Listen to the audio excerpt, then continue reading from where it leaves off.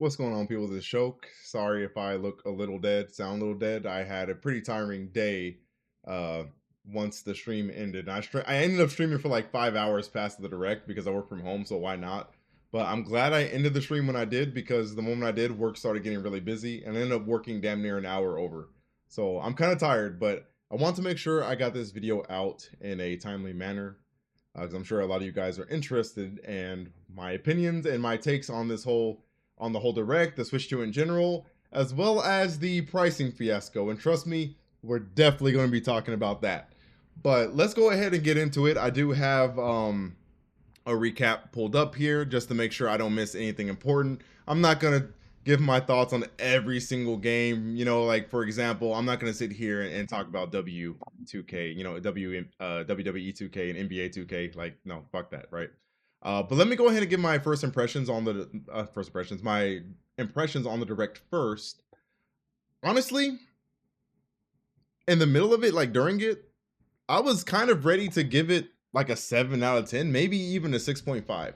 I thought it was like very mid and okayish at first, but they definitely saved a lot of the bangers for the very, very last portion of the direct. They definitely turned it around. I was very concerned because I was like, okay, the initial reveal was already a little lackluster. Is the first direct going to be lackluster too? Like, god damn. But it actually ended up being very exciting.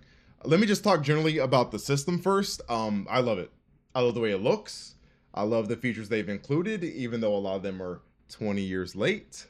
The UI is disappointing because it's basically just the Switch's UI with very minimal changes.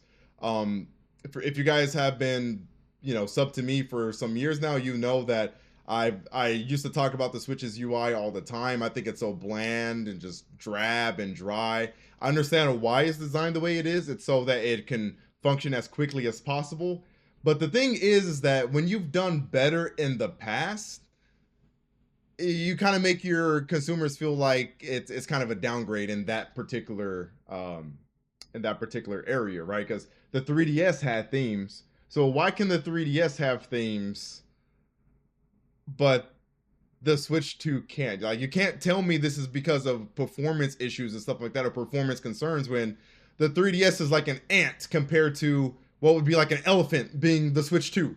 You know what I mean? Like, it just doesn't make sense to me. But, whatever. Like, honestly, at the end of the day, it's not like a big deal, but it will always bother me just because, like, why? Like, why? Like, it doesn't have to be this way. Like, the Switch is up. Its life cycle is up, and it still only has black and white. You know what I mean? I don't get that. But yeah, the system itself, I love it. The hardware and all that. Pro Controller is cool. Comes with 2 additional new buttons. The C button, accessible chat feature, social features. Comes with a $60 camera that kind of looks like shit. I don't understand why Nintendo sometimes when they incorporate new things that have been around for 20 years, they act like they're on a brand new frontier, and as if they don't have years and years of this technology to reference to make it come out and be like actually adequate. But like, whatever, it's there, cool, fuck it, right? It'll be great for people that like to game in family rooms, or families that like to communicate with each other through the family room, maybe. So I can see, like, I don't know if like an uncle and aunt and then their brother and sisters like somewhere else, they both have Switches, they can probably communicate through it that way in their family room, stuff like that. The kids can talk to each other and be supervised at the same time. For us, of course, we're just going to stick with Discord. But I will say that the in-game corporation, like in Mario Party Jamboree, that's cool. That's cool. I like it in game. But as far as like the Discord camera and screen sharing at the bottom, and then it makes your game window smaller, I don't think I would ever personally use that. But for any in-game functionality, like with Mario Party, yeah, that's cool. That's gonna be funny as hell. Seeing, instead of the character portraits, you see people's like live reactions and facial expressions and stuff like that. That's neat. That's neat. So there's some value there. There's some value there. But yeah, the mouse feature, we already knew about that, but I'm excited for that as well. The system hardware wise, all that feature wise, good, set. I'm on board. I don't really have that many major complaints outside of, damn, the UI is boring again. But I'm just gonna hope that we get some themes later on. Finally, please, right? But to get into the games, they started with Mario Kart 9, finally, because I thought Mario Kart 8 was mid as fuck. I did not feel like that was the next big thing for Mario Kart. It was just safe and pretty ho-hum. This feels like the next step, or a next step, right? big, massive, way more players, more mechanics. You got like wall jumping and grinding now. Y'all know I'm a skater, so I saw the grinding. I was like, oh yeah, like of course I'm going to enjoy that. Looks really neat. I'm not sure if I would use the open world aspects or elements of it. The whole what I think it's called free roam mode or something like that. Because when I'm thinking of a racing game, especially Mario Kart, if I'm hopping on Mario Kart, I feel like I'm hopping on because I want to race. I just want to race. You know what I mean? I don't think I want to free roam, but who knows? My mind could change once I get my hands on it and I try it out. I'll be like, oh, this is actually neat. If there's like some cool things you can do worth value in the open world, cool. But I don't. Someone correct me if I'm wrong. I don't think they showed if there's like any collectibles or anything important that you can do in it. It just kind of seemed like a cool exploration. Let's fuck around and just drive around type of thing, which can be fun with friends at the very least. But yeah, Mario Kart 9 looks great. I'm excited for that. We'll get to the other thing regarding Mario Kart 9 a little bit later. But going on, they announced that there will be enhancement editions of Breath of the Wild and Tears of the Kingdom. There's going to be some packs you can download. They are free for Nintendo Switch Online subscribers, so that is nice. But yeah, it's going to have better resolution, better frame rates, and they're going to support HDR. That's cool. That's something I was actually holding off on completing Tears of the Kingdom for, because I was hoping that there would be some enhancement to it on the Switch too, so my patience paid off. Dope. Yeah, I like that. Um, I think it's what, $10 for. I think Nintendo's doing like $10 for performance updates, and then if it's something that's a performance update and also has new content, I think it's 20 is the pricing for that. Kirby as well. I don't think they really needed to do that, but whatever, fuck it. And this was my first. This is the first thing shown that really had me excited, and that's Metroid Prime 4 supporting the mouse feature, which it wasn't a surprise that it would, but it was nice to have that confirmation. But also, it has performance options. That game can either run in 4K 60 or 1080 120 frames per second. And if you guys have played Metroid Prime, y'all will know like Metroid Prime has always been renowned to be like the smoothest feeling games in the gaming industry. You know what I mean? Like the Prime games are so fucking smooth feeling. And the thought of playing Metroid Prime in 120 frames per second with the Joy-Con mouse controls, because Metroid Prime 3 is my favorite Metroid game largely because of the controls. I just thought they felt so fluid and smooth.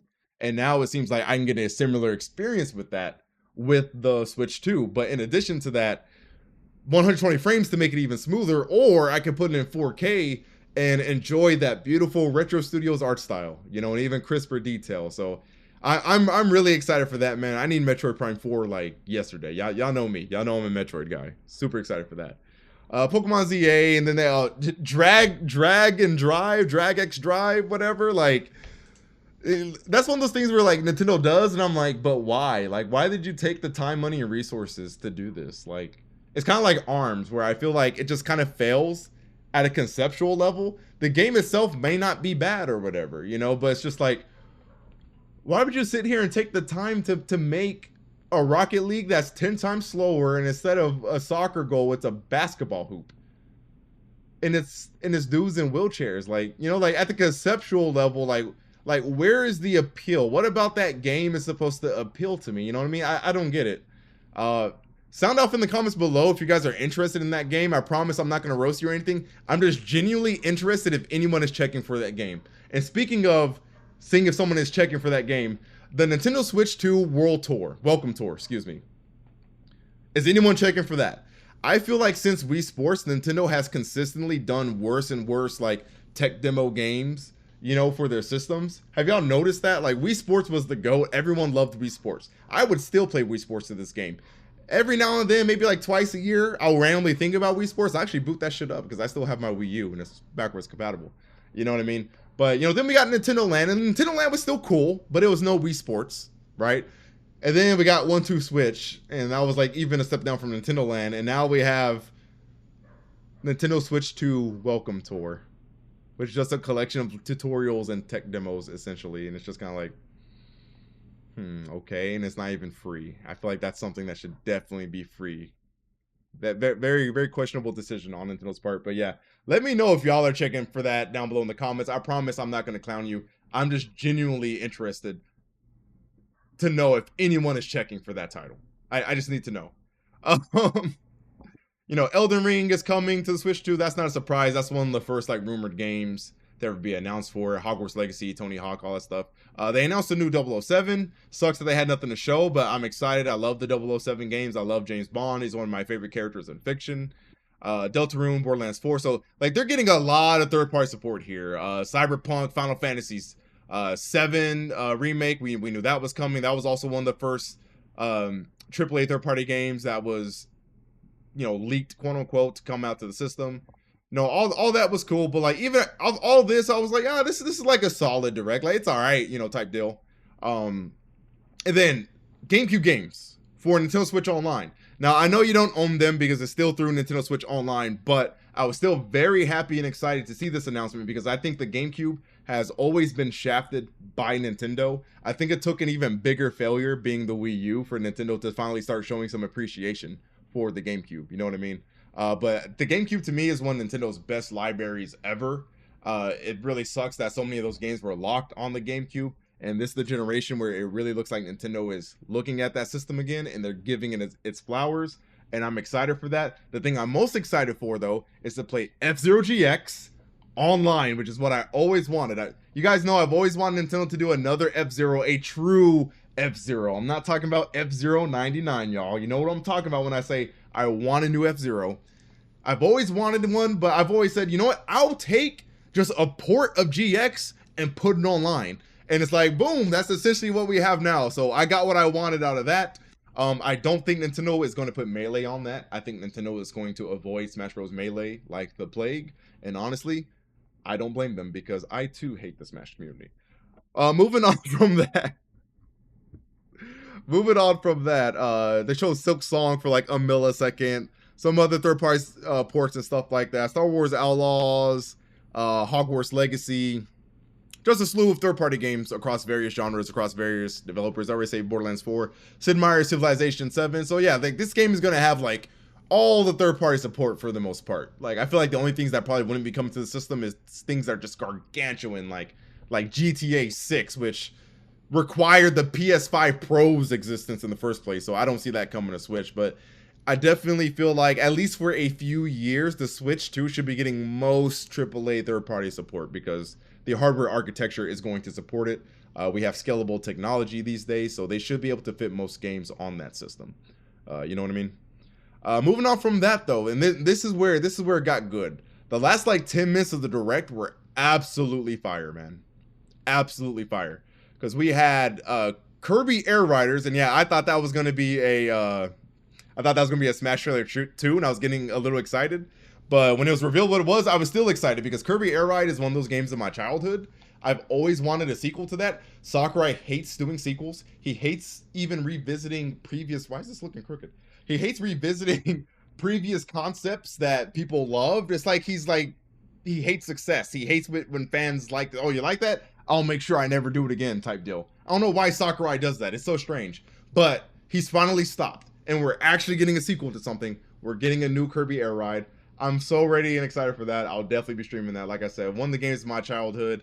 I'm there day one. That's exciting. Donkey Kong Bonanza. Honestly, and some of y'all might think this is crazy considering the other things that were shown. This probably was the most impressive game for me personally because it looks fantastic. It looks like it plays great. It looks fun as hell. And it was surprising because, you know, a new Nintendo system, you assume there's going to be a 3D Mario to come along with it, right? To help push software sales. But Nintendo's actually kind of taking somewhat of a risk because we haven't had a 3D DK like that since 64. Of course, I'm not including the one on GameCube. What was it? Donkey Kong Jungle Beat? You know, I'm not including that. That wasn't, you know, a traditional 3D DK platformer. But this would be the first one in a very long time. And while I'm sure it's going to sell well, it's definitely not going to sell 3D Mario numbers. And I'm sure Nintendo knows this as well. So the fact that they actually went against a guaranteed like 20 plus, million units sold game that could have been a 3D Mario, they're deciding to do something different and mix things up a bit. And it's nice to see Nintendo do that every now and then. Because, you know, sometimes they're very predictable with the games you expect to see from them and win. You know what I mean? Like, oh, new system, 3D Mario at launch, right? But they're not doing it. It's DK, and honestly, I think that game looks fantastic, man. It looks fun as fuck. I think it looks more interesting than whatever they would have came up with a new 3D Mario, honestly. So I'm kind of glad actually that they decided to go with this than Mario, because like, while I've always played the Mario games, I've never considered myself like a Mario fan. I usually like play them one time and that's it. The only exception to where a Mario game like really grabbed me, 3D Mario, that is, really like grabbed me like that, was Galaxy. And I think Galaxy is hands down by far, 1 and 2, the best 3D Mario games, hands down. I liked Odyssey. I thought Odyssey was great, but it didn't like blow my mind and whoa, and I never like felt compelled to really go and play back through it. But this DK game looks so much better and more interesting than even Odyssey. I think Odyssey looks better than Odyssey, and it's definitely much better and more appealing to me than 3D World, which I thought was way too safe and just kind of lazy on Nintendo's part. To be frank, I always said 3D World was way too lazy, and it was a handheld concept they decided to make their next mainline Mario game on console, and I thought that was just kind of odd. And like I said, I know I'm saying this a lot, but lazy. But yeah, that game looked fantastic as well. I'm very excited for that, July 17th. And then, and then the big one, the really big one, an exclusive FromSoft game. I legit thought that was Bloodborne 2. I guess, visually at least, it might as well be. But Nintendo actually gave FromSoft money to get an exclusive game from them. Apparently, it's like PvPE focus, PvPVE focus, excuse me, which means that it's going to be a little bit more online and multiplayer oriented. I see that this concerns a lot of people, but I wouldn't think that there's not a way to just play this yourself and just play offline. I wouldn't think that. So I think if you're looking for a more traditional FromSoft experience, I couldn't imagine them not incorporating a way to do that. You know what I mean? I don't think they're going to subject you and force you to have to play against people. You have to deal with invaders and all that. I couldn't see that. But either way, I'm excited for it. I like FromSoft games that aren't called Dark Souls specifically. I'm weird like that. I don't know. But I love Sekiro. I loved Bloodborne. That was one of my favorite games last generation. It's a damn shame we haven't gotten a port or remaster of that game or anything. That's one like the top 3 games I've wanted to get like an enhancement or a port or something. But this might scratch the itch because it looks very Bloodborne-esque. Everyone was like, yo, like this is just straight up Bloodborne, and it really visually did look like that game. Very excited for that. And honestly, it's good to see that Nintendo is still doing things like that, like getting these exclusive deals, handing money to these developers. Hey, make a game for us, because Nintendo is coming off of their biggest win ever on the console side when it comes to the Switch, right? They're the industry leader right now. They just made so much bank. They made more profit during the Switch gen than they have in multiple gens combined. You know what I mean? So it's very easy for a company to kind of get lazy and just be like, oh, we're launching with the Mario Kart, that's going to move all the units we could possibly want. That game's going to sell 500, not 550, 50 million in like 4 years, you know what I mean? But no, like they're actually still making sure that they're being a little ambitious and getting other games that are like outside of the usual typical Nintendo sphere, right? And they're getting people that might not be Nintendo fans to consider buying a Switch. And a lot of FromSoft boys are very hardcore, and there's definitely going to be a grip of people that are going to pick up a Switch too, just for that game, because it is exclusive. Do not underestimate the Souls community. I'm telling you, like, I'm not tripping about that comment. I promise y'all. So, yeah, those last 3 games in particular really, really boosted the score of that direct for me. I think I'd give it like an 8.5. I thought about a 9, but I was like, let me just, I'll say 8.5. I'll say 8.5. But the score doesn't really matter. I thought it was a great direct, regardless, all around. Good third-party support. They talked about the system's hardware and features a good amount.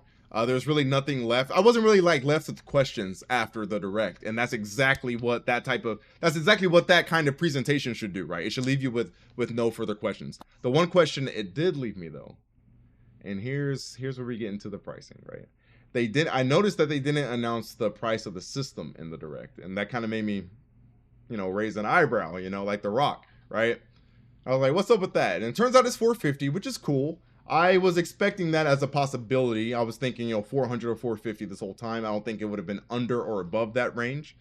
So it fits in my expectations, but Mario Kart 9 specifically being $80 digital, $90 retail. Now, of course we have to talk about this. And People are defending this to high heaven. They're making excuses. They're blaming it on the tariffs and stuff like that. And I get it, right? I get it. But at the end of the day, I don't care. I don't care what's happening, because everything else on the Switch is apparently, as of right now, $70. So if everything else is $70, why the hell should Mario Kart be $80 digitally, $90 retail? That makes no sense. Like $20 more than everything else if you're buying the retail copy, and then $80, which is more than retail copies of like AAA, PlayStation, Xbox titles, just Ubisoft, EA, Capcom titles. Like what? Now people are defending this, saying like, oh, boo-hoo, I have to spend $80 for a game that can give me $8,000 of content. That's actually like a comment that was said to me, and it's such a stupid fucking brain dead argument to make, because it's like games have always been that way. You can always put thousands of hours into games. I put thousands of hours into like every fucking Smash game. You know what I mean? There's $20 games you can put thousands of hours into, 40, 60. Like it doesn't matter, right? I can understand if the increase of cost of these games went up and scaled with like how good they are and how much we're getting. But generally speaking, as an industry, that really hasn't happened. If you were to ask me, in my opinion, I think gaming overall is worse than it's been in the past. So like the way I see it is like, I'm paying more for worse products. Yeah, there might be more in terms of space, open world, but like open world doesn't give a game more inherent value. And I really wish gamers would like get that dumbass thought out of their heads, because that's just not how it works. The open world has to be good. Simply incorporating open world, bigger size, all this stuff, like it has to be incorporated in a way that counts and matters. You know what I mean? Simply putting that in there in the first place doesn't magically make that game more worthy or worth more than a $40 or $50 title. And there's $20, $40 titles that beat the shit out of AAA $70 titles, right? So like that doesn't, all that doesn't matter. But like more importantly, people say that argument and it's like, okay, but where do you draw the line? Where do we draw the line, right? Because if the defense of a $90 kart racer is going to be, you can play this game to the end of the gen, it's like, yeah, of course you can. It's a Mario Kart game and it's an online title, right? Yeah, of course. But like, couldn't I just argue that for if it was $100? And some of you, corporate loyalists will say, well, yeah. And then I can say, well, then how about 110? What about 120? What about 150? What about 175? What about 200? You see what I'm saying? Like, you just keep doing that. Oh, it's a one-time purchase of $200. You get to enjoy it for thousands of hours on end, right? Like, you see what I'm saying? It's a slippery slope. Stop defending this shit, y'all. Stop, because like you're setting yourselves up for failure. These game devs know for a fact that gamers are just fucking drones. They don't stand up for themselves. They will try to get something over us at every turn if they can. Stop defending this shit. Now, if you're just saying like, oh, me personally, I don't care. Like I disagree with your decision, but you're your own man or woman. Like you do you. I can respect that. But don't sit here. Do what you want with your money. But don't sit here and make these arguments that aren't arguments at all. Don't sit here and act like you don't see the problem with this shit. You know what I mean? Like I'm talking about for like as a whole, you have to think about the industry. Maybe y'all don't. Maybe these people don't. Maybe they don't see the problem. Maybe they can't look ahead. Some people can't think past their first thought. You know what I mean? Some people have no type of critical thinking skills. They have no type of foresight. Some people struggle with pattern recognition. You know what I mean? I forgot to mention they announced the 007 game. Didn't show it, but I love 007. But yeah, it's like, do you not see where this could potentially lead? Like, there was already rumors that Rockstar was thinking about making GTA 6 like $100. And then if we just have gamers en masse talking about, oh, that's fine. Yeah, I'd pay $100 for GTA, which I would not do, by the way. A lot of people responded to my tweet because I made a tweet saying $80 for Mario Kart is fucking ridiculous, especially considering everything else on the system is 70. Why the fuck is this 80?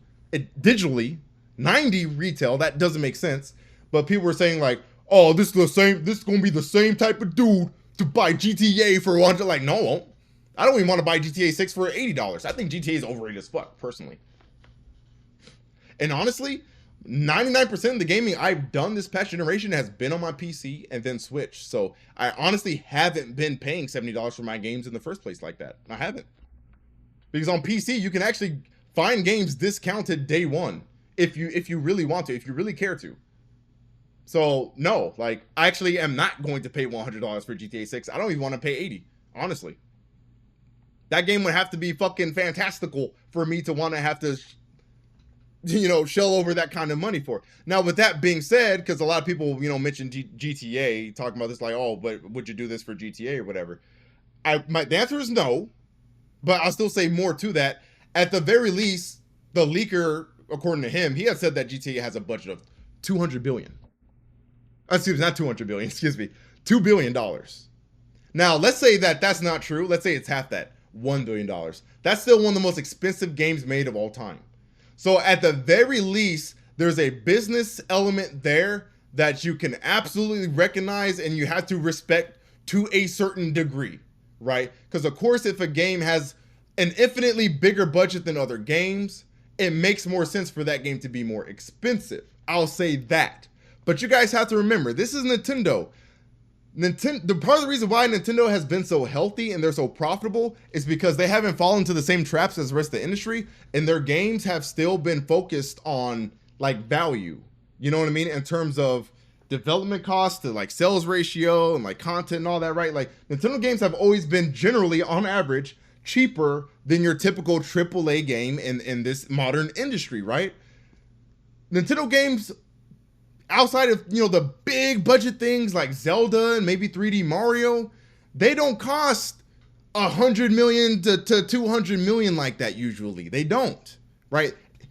It's not like Mario Kart is not God of War Ragnarok, okay? And like Nintendo doesn't get all these like famous actors to voice act that they have to pay huge dividends to, and they don't use this like state-of-the-art mocap technology, and they're not focused on these hyper realistic graphics where they're making sure that you can see the pores on motherfuckers' skin and you know what I mean, the hair in people's noses and stuff like that. Nintendo doesn't do that, so their games are so much cheaper than the rest of the industries. So with that context in mind, again, I ask you, what justification is there for Mario Kart specifically to be 80, 90 bucks? If it was already the industry standard for at least a few years, like, okay, you know, because at least that's what we've been paying for games for like a long time now. It would still suck. I wouldn't like it. But at the very least, it would be something that looks better, you know, in terms of optics. There's more of a valid excuse there. But considering budgets, why the fuck would Mario Kart cost more than God of War?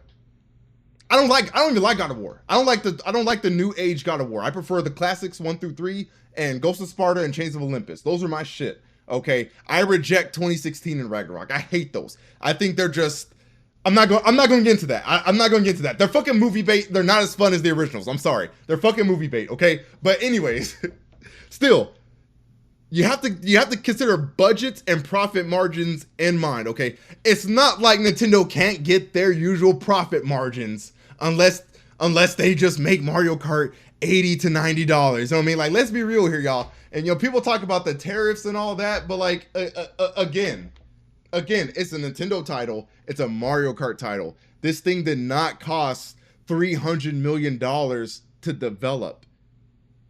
But I feel like Nintendo will, maybe if they feel forced or compelled to actually address this, because people are pretty upset about it across all communities. And I made a tweet saying, oh, I'm sure Nintendo fanboys won't call this out when the prices were first announced. But then it turns out most Nintendo fanbase actually did. So, you know, I was wrong. I was so happy to be wrong about that, because I was sure most people in the Nintendo community specifically would be defending it, but... And of course, you have some idiots defending it. You're always going to have the corporate shills, that goes without saying. But most people seem to have rational heads on their shoulders about this thing. Thank God. Will anything come of that? Maybe not, because Nintendo is stubborn. But there have been blowbacks in the past where Nintendo has retracted something. You know, Melee being at Evo, the whole 3DS thing where we got the ambassador program and all that. So who knows? I'm not ever going to count that out. But yeah, in my eyes, there's no reason why a kart racer should be the first like $80 game. Well, maybe it's not the first $80 game, but you guys know what I'm saying. Like, that game is likely going to be the one to cause every other developer to make their game $80. You know what I mean? But the standard price for games these days is $70. But and some of y'all might argue, stop comparing it to other developers stuff. It's Nintendo; they're exclusive on their own system, doing their own thing. But again, all the other Switch 2 games are 70. So even if you're comparing it to only within Nintendo's sphere, it's still overpriced in comparison. So like, what's going on with that? You know what I mean? It doesn't make sense. So like, I would just implore you guys to just get the bundle, okay? Like, if you just really need to get Mario Kart, just get the bundle, please. Do not sit here and support a $90 like. Do what you want. It's your money. You know, it's your money. And I can respect it as long as you know what the fuck you're doing and the type of precedents you're setting, right? Anytime y'all support shit like that, you're giving all the other developers the go ahead to do the same thing. Just keep that in mind. And people talking about, you know, like I said before, people talking about, oh, it's an $80 game, but I can get millions of hours out of it. It's like, okay, but you can keep saying that for any price, you know, for any like non-ridiculous, like, of course people might say like, oh, $500 for a game. No, like, it's cost for the system. But you know, if 90 is okay, why wouldn't 100 be? And then if 100 was okay, why wouldn't 110 be? If 110 is okay, why wouldn't 120 be? You see what I'm saying? Like, because I can apply the same logic you are using. Oh, that game is $120. Well, it's online and it's going to have updates. It'll last you the whole gen. Stop bitching. Buy that $120 game. Meanwhile, it's not necessarily that the game is better than the games in the past, and it's twice as much. It could be worse than those games and yet cost twice as much. Come on, y'all. I feel like if you don't think that at least partially, at the very least partially, the reason why Nintendo is doing this price hike for Mario Kart 9 specifically is because they know it's going to fucking sell. They know it's going to move units. They're aware that Mario Kart 8 on the Switch sold what? Above 60 million? If you don't think that success of Mario Kart 8 Deluxe has anything to do with this pricing, you are delusional. To be clear, I'm not arguing that is the only reason why they're doing this. I'm saying at the very least, you have to acknowledge that excuse me, shit, that definitely plays a factor into this whole thing. To this whole thing, man. There is definitely some greed in this bitch for sure. That goes without saying. But yeah, those are my thoughts, y'all. I'm excited for the Switch 2 still. It just kind of sucks that, you know, seeing everyone excited immediately after Direct, even non-Nintendo fans, even people that have historically hated on Nintendo, I saw them saying like, you know, Switch 2 looks pretty cool. You know, like I'm gonna pick one up myself. Oh, that's a pretty good Direct type deal. And then the whole information about the pricing comes out, and then everyone's just kind of like, you know, like it just kind of like killed excitement for a while. Some people probably still have their excitement killed. I'm still excited for the Switch 2 and its games and stuff like that, but the pricing of Mario Kart 9 specifically definitely leaves a sour taste in my mouth. Not just because of this one instance of this game costing $80, but because of what that could possibly mean and what it will most likely mean, which means that the rest of the industry is going to follow suit, because that's what these game developers do. That's what people do across multiple industries. If one company does something, it's successful, they get away with it, you best believe everyone else there is going to follow suit and see what they can pull off. You know what I mean? So just remember, all of y'all are purchasing Mario Kart for $90. You are giving the developers the go ahead and charge us $100 for games. $120. Why the fuck not? Right? And then that's going to increase the prices of special editions and collector's editions. So for those that are collectors, congratulations. Your 120 collector's edition is now going to be $160. Right? If all these corporate shills and bootlickers get their way, you're going to be paying $300 for a collector's edition in the year 2065. You know what I mean? Like, it's going to be fucking ridiculous. Shit, honestly, I probably lowballed the fuck out of that. We're talking about 2065. It'll probably be $750, you know, after inflation and all that type of shit, right? but yeah, like I'm not gonna go any further into that.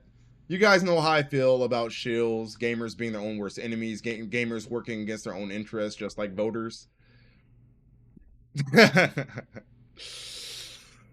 Yeah. I'm gonna get out. I'm gonna get out of here, y'all. Thanks for watching. That's really all I had to say. Also, uh, I know I haven't uploaded my live reactions. If you guys do want to check out my live reactions, I will have the link to that down below in the description to the Twitch VOD. Normally, I upload them immediately afterwards, but I actually streamed for 5 hours after the direct. So I didn't really feel like downloading that and editing it and stuff like that because I was on the clock and I also worked an hour over today, so I was just too tired, not in the mood for that. But if you guys want to catch my live reactions, link down below in the description. But that's it for this video, y'all. I will catch y'all later. Peace.